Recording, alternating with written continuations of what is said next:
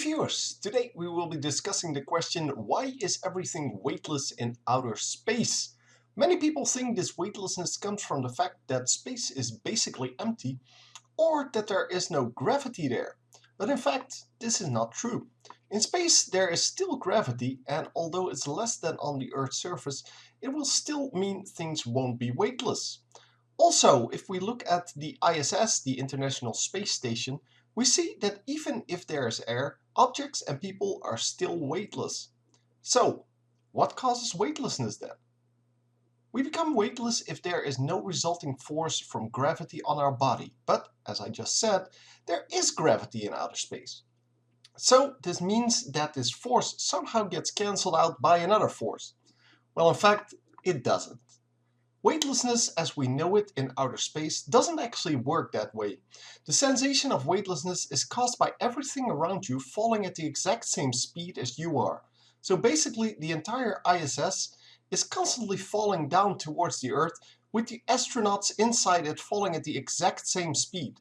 For the astronaut inside of the ISS, it looks as if gravity doesn't exist. So, if the ISS and the astronauts are falling constantly, how do they not crash on the Earth? Well, they used a very simple trick to accomplish that. They gave the ISS a very big horizontal velocity to make sure that it falls around the Earth. Let's have a look at how that is accomplished. First, we have the Earth and the ISS. Then, we of course have the gravity on the ISS, pointing straight towards the Earth. The size of it is 0.89 g, for those of you interested. This means that the ISS will want to fall down with 0.89 times 9.8 is 8.7 meters per second squared. What we want to accomplish is that the ISS floats in a perfectly circular orbit 300 kilometers above the planet, so that's 6,671 kilometers above the Earth's center. What I will now demonstrate is a simplified version of the calculation, so please do not spam the comment section with comments on that fact. So, we're assuming that the distance from the ISS to the center of the Earth is 6,671 kilometers, and this distance is to be maintained to prevent the ISS from flying away from the Earth or crashing down on the Earth. That means that at every point of its journey, this distance is the same.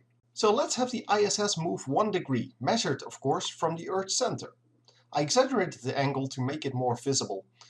As said before, the distance from the ISS to the center of the Earth is still 6,671 kilometers in a new location.